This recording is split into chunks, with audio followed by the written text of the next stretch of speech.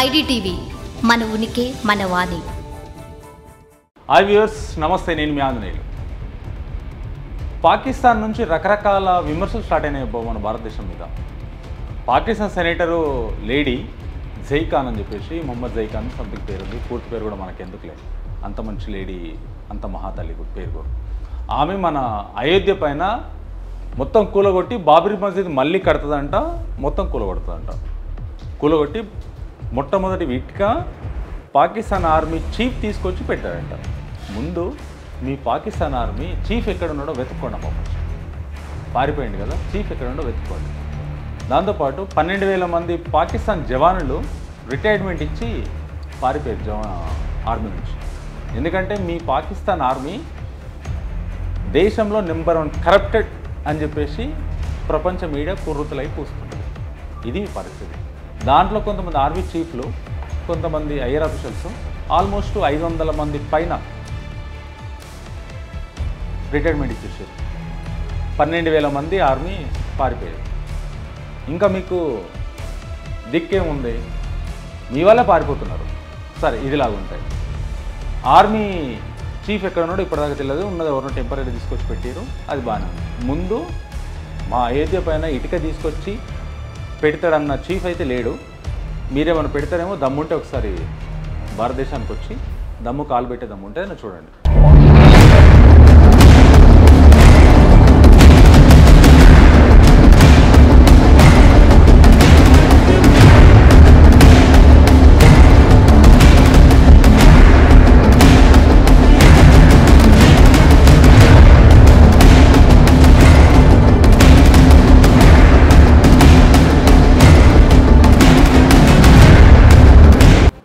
గాజులు పెట్టుకొని కూర్చోలేము అంటే, మీ గాజుల సాంప్రదాయం ఉందో లేదో పాకిస్తాన్కి, మాకైతే మా భారతదేశ సాంప్రదాయానికి, మా హిందూ సాంప్రదాయానికి స్త్రీలు చేయి నిండా గాజులు పెట్టుకుంటారు. ఆ గాజులతో కొడితే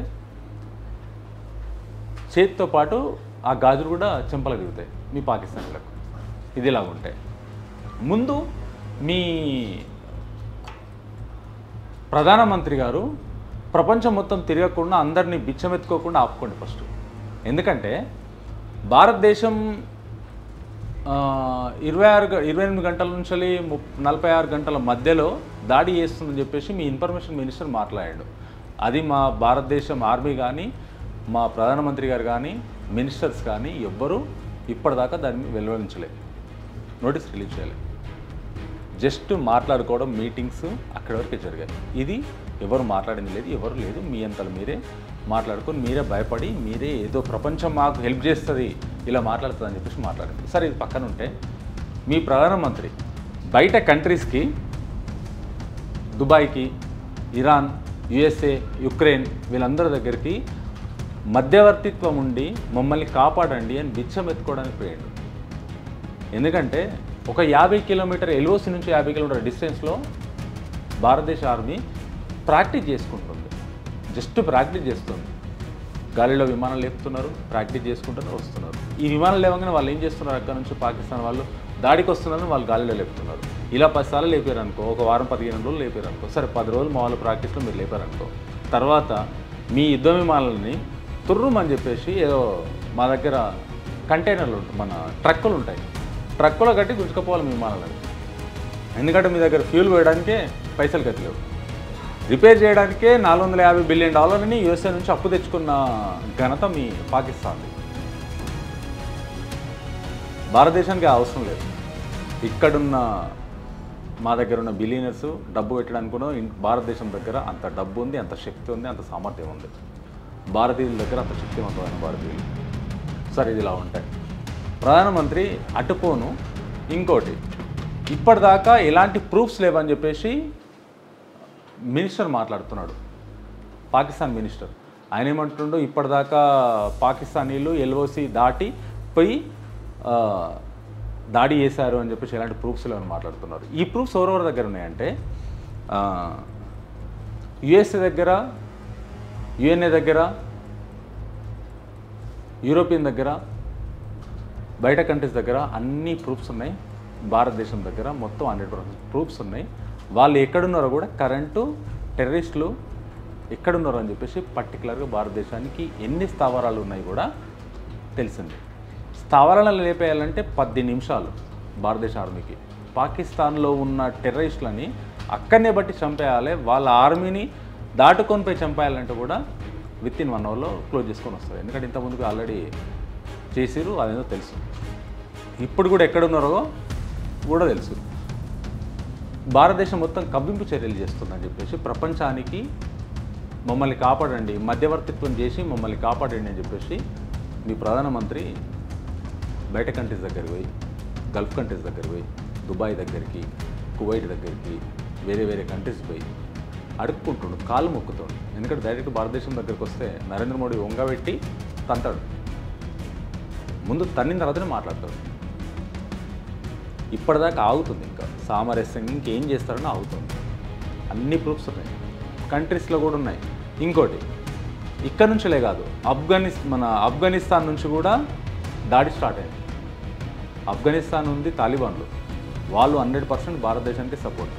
వాళ్ళు ముస్లింలైనా పాకిస్తాన్కి సపోర్ట్ చేయట్లేదు. అక్కడి నుంచి దాడి చేస్తే పాకిస్తాన్ ఆర్మీలో కొంతమంది చనిపోయారు, కొంతమంది పారిపోయారు. వాళ్లకు టార్గెట్ అంటూ ఉండదు.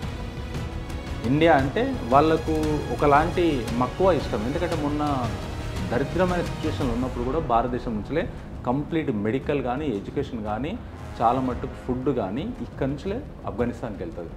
నరేంద్ర మోడీ గారు భారతదేశ ప్రభుత్వం నుంచిలే అక్కడికి పంపిస్తారు. వాళ్ళకి 100% మనం ఎన్నో వీడియోలు చూస్తాం, ఇంటర్నేషనల్ మీడియాలో కూడా చూస్తుంటాం, ఇంటర్నేషనల్ కథనాల్లో కూడా చూస్తుంటాం. ఆఫ్ఘనిస్తాన్కి మిత్ర కంట్రీ భారతదేశం. వాళ్ళు కూడా తాలిబాన్లు కూడా భారత్ ఆఫ్ఘనిస్తాన్ బాయ్ బాయ్, పాకిస్తాన్ అమర దుష్మనే అని చెప్పేసి మాట్లాడతారు. అక్కడి నుంచి కూడా మన దాడి అయింది, ఆఫ్ఘనిస్తాన్ కూడా దాడి అయింది. దాడి అయితే కొంతమంది పాకిస్తాన్ ఆర్మీ చనిపోయారు. ఉన్న బలగాలే కొద్ది, ఆ కొద్ది బలగాలలో సగం కరప్టెడ్, సగం కాదు మొత్తం పాకిస్తాన్ ఆర్మీ కరప్టెడ్. ఆ కరప్టెడ్ నేను చెప్పడం కాదు, ఇంటర్నేషనల్ మీడియానే కోడైకొస్తుంటుంది. అటు నుంచి లేదు, ఇటు నుంచి లేదు, వెనకాల నుంచి దాడి. ఉన్న ఆర్మీని తీసుకొచ్చి ఎల్ఓసి దగ్గర బార్డర్లో పెట్టారు. వెనక నుంచి దాడి చేస్తే దిక్కేముంది, ఏం లేదు. ఇంకోటి, భారతదేశం మొత్తంలో బంగ్లాదేశీలు అండ్ రోహింగ్యాలు, పాకిస్తాన్ వాళ్ళు ఎంతమంది ఉన్నారో మొత్తం ఏరేసే పనిలో ఉన్నది లోకల్ పోలీసులు, సిఆర్పిఎఫ్ కానీ, లోకల్ పోలీసులు కానీ, ఇవన్నీ ఏరే పనిలో ఉన్నారు. 1000 మందిని ఆల్రెడీ తరిమేసినాం. ఇంకా మీరు మాట్లాడేంటి? మీరు అక్కడ కూర్చొని చట్టసభలో కూర్చొని మాట్లాడుకోవడం తప్ప దేనికి పనికిరారు. ఎందుకంటే మీ స్థితి ఈరోజు ఒక వాటర్ బాటిల్ 120 రూపాయలు, ఒక బ్రెడ్ ప్యాకెట్ 500 రూపాయలు. ఈ స్థితి. మా దగ్గర ఒక వాటర్ బాటిల్ 20 రూపాయలు, లీటర్ వాటర్ బాటిల్. ఒక బ్రెడ్ ప్యాకెట్ 20 రూపాయలు, 30 రూపాయలు. యూఎస్ఏ డాలర్ 200 రూపాయలు చిల్లర మీ దగ్గర కరెన్సీ. మా దగ్గర 84, 86 ఈ మధ్యలో నడుస్తుంటుంది. ఎటు లేదు. ఒక టమాటా కొనుక్కోవాలంటే పాకిస్తాన్లో 100 రూపాయల పైన కిలో, 200 రూపాయలు, 300 రూపాయల దాకా వెళ్తుంటుంది పాకిస్తాన్లో. తిండి తిప్పలేదు. భారతదేశం ఇంకోటి, సామాన్యుల పౌరులపైన దాడి చేయడానికి ఎప్పుడూ ఇష్టపడదు. వాళ్ళు మనుషులే, మనం మనుషులే. సామాన్య పౌరులని ఏం చేయొద్దు అన్న ఆలోచనతో ఇప్పటిదాకా ఆగింది భారతదేశ ప్రభుత్వం, ఇండియన్ ఆర్మీ. లేదు వాళ్ళతో కూడా మాకు సంబంధం లేదని స్టార్ట్ చేస్తే పిట్టెలని లేపినట్టు లేపేస్తుంది. ఆర్మీ చేసిన తప్పులు, ప్రభుత్వం చేసిన తప్పులు, టెర్రరిస్టులను పెంచి పోషించిన ప్రభుత్వం పిట్టెలు కాల్చినట్టు కాల్చేస్తుంది.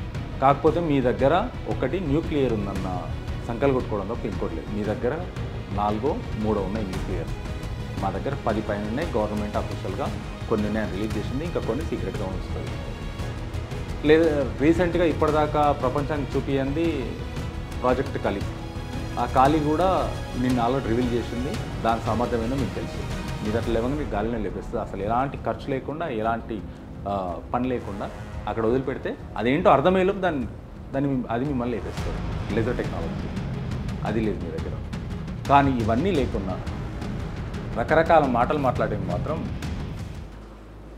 ఈ పాకిస్తాన్లో ఉన్న సెనేటర్ కానీ, ఇన్ఫర్మేషన్ మినిస్టర్ కానీ, ప్రధానమంత్రి కానీ వీళ్ళందరూ మాట్లాడుతున్నారు. ఉన్నోడొక్కడు పుల్ల పెట్టిండు, పారిపోయిండు పాకిస్తాన్ ఆర్మీ చీఫ్. ఇప్పుడు ఎక్కడున్నో వాణ్ణి పట్టుకోవడానికి మీకే తంటలు పడుతున్నారు. ఇంకా మీరు మా దగ్గరికి వచ్చి అయోధ్య పైన కూలగొట్టి బాబ్రీ మస్జిద్ మొట్టమొదటి ఇటుకే తాను పెట్టి కట్టే దమ్ము మీకు లేదు. మాటల వరకే మీది పనులు చేతనయ్యే రోజు మర్చిపోండి, అది వచ్చే సందర్భమే లేదు, రానే రాదు.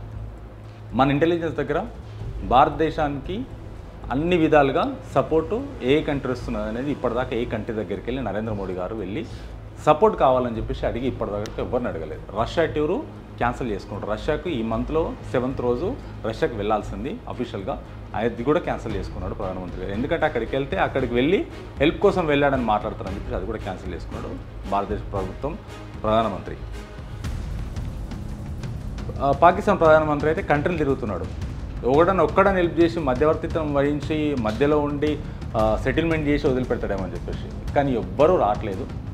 ఎవరు వచ్చినా సరే భారతదేశ ప్రభుత్వం ఊరుకునే విషయం లేదు. ఒకప్పుడు 1971లో చేసినట్టు చేసే ప్రభుత్వం కాదు ఇది. ఈ ప్రభుత్వం చాలా గట్టిది. ఉన్న ఆర్మీ కూడా అడ్వాన్స్ టెక్నాలజీ వాడిన్నారు. నాకు తెలిసి యుద్ధం చేద్దామా వద్దా అన్న ఆలోచనలో ఉన్నారు తప్ప చెయ్యాలంటే 10 సెకండ్లు. ఎందుకంటే వారం రోజులు నిలబడే శక్తి లేదు పాకిస్తాన్ ఆర్మీ దగ్గర. పెట్రోల్కే డబ్బులు లేవు. ఉన్న ఆర్మీ కరప్టెడ్ ఆర్మీ. ఆ పెట్రోల్ అమ్ముకుంటే వాళ్ళకు వచ్చిన సామాన్లను పబ్లిక్లో అమ్ముకునే ఆర్మీ పాకిస్తాన్ ఆర్మీ. పెట్రోల్ కూడా పెట్రోల్ తీసుకపోయి కూడా పబ్లిక్లో అమ్ముకునే ఆర్మీ. అంత దీన స్థితిలో ఉన్న పాకిస్తాన్ ఆర్మీ గురించి మనం మాట్లాడుకోవడం వ్యర్థం, మనం మాట్లాడుకోకూడదు. కానీ యుద్ధం రావద్దనే కోరుకుందాం. ఎవరైనా ప్రాణాలే, కాకపోతే వాళ్ళు చేసిన తప్పు. ఎవరైతే టెర్రరిస్టులు ఉన్నారో వాళ్ళని వరకు చంపుదామని చెప్పేసి ఆర్మీ ఫుల్గా రెడీగా ఉంది. కానీ సివిలియన్స్ పైన దాడి చేసే ఉద్దేశం భారతదేశానికి ఉండదు. అంత చీప్గా వ్యవహరించదు. ఓన్లీ టెర్రరిస్టులు, ఆర్మీ వాళ్ళు జవాన్లు ఎవరైతే ఉన్నారో వాళ్ళు కౌంటర్ చర్యలు చేస్తే వాళ్ళ మీద దాడి జరుగుతుంది, వీళ్ళ మీద దాడి జరుగుతుంది తప్ప సివిలియన్స్ను 90% ఏమనకపోవచ్చు. అది నా ఉద్దేశం.